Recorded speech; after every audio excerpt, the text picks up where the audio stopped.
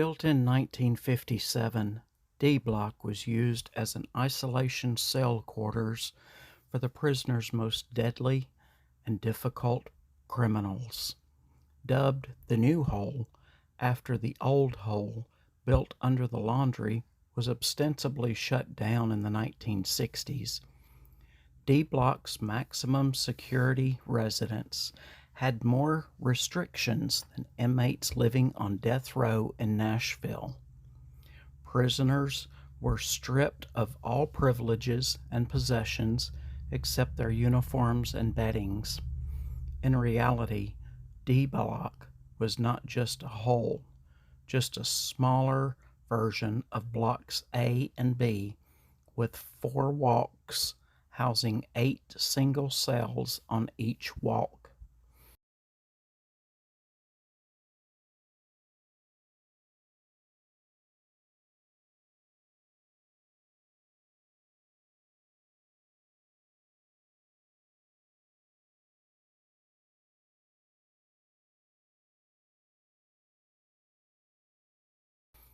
The blocks had triple locks to prevent access to the other 3 walks. Despite the high security measures, D Block remained a constant site of violence and bloodshed until the new high security annex building opened, which was on the hill, in 1989.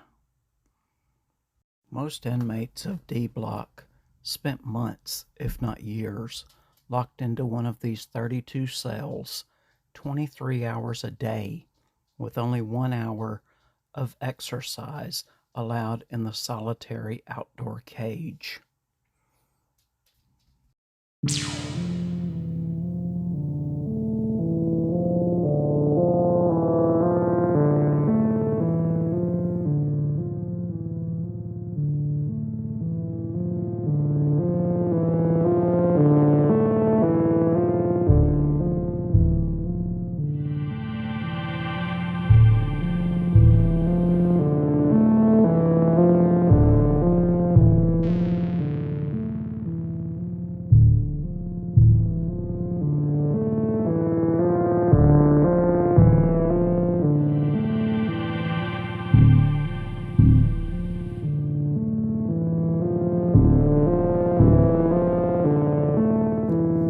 This is the walkthrough of D Block with the 32 cells where prisoners spent 23 hours a day inside those cells.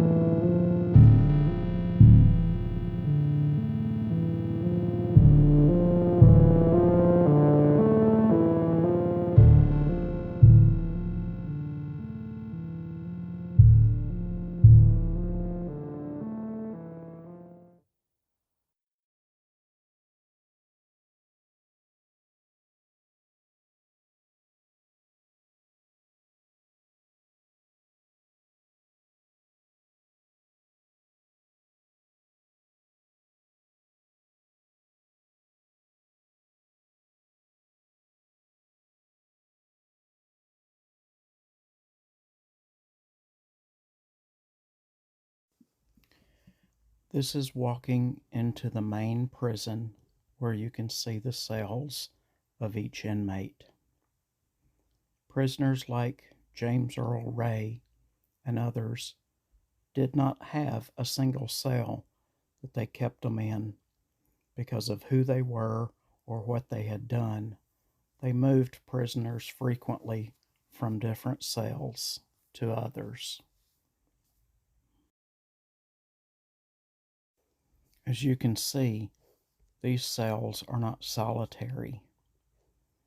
Solitary cells were for the most dangerous criminals. These cells house 2 inmates at a time. You can also see here the cut marks where prisoners would try to cut the bars and try to escape.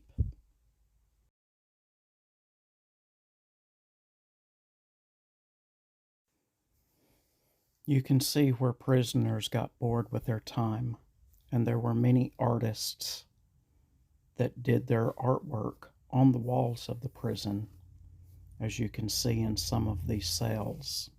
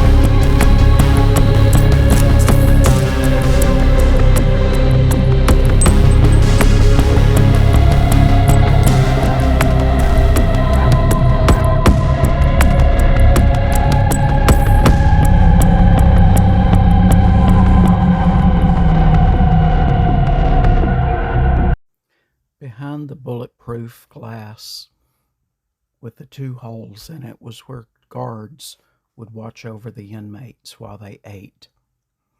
3 times a day, every cell door opened and on an entire block, and guards marched 200 inmates single file to the cafeteria.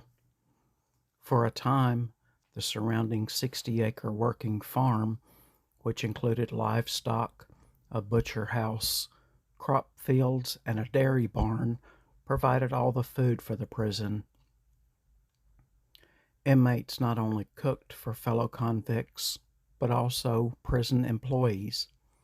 Later, meals made in the kitchen were also trucked downhill for maximum security and work release prisoners who lived in barracks outside the wall. In 1970, a few years into his 318-year sentence for kidnapping and murder, James Slagle was looking for a way out of the prison in a box. Since large containers never left Brushy, Slagle studied yoga for nearly a year and learned to masterfully contort his small body. With the help of kitchen co-workers, he squeezed into 2 18-inch by 9-inch boxes taped together, labeled 153 pounds of roast beef, placed among food on a flatbed truck. Once on the highway, he used his shoulders to bust out of the box and tumbled off the truck to freedom. Unfortunately for Slagle, he had been spotted by an off-duty prison guard out rabbit hunting and was soon back in Brushy, facing time in the hole. They called James Slagle the Great Escape Guru.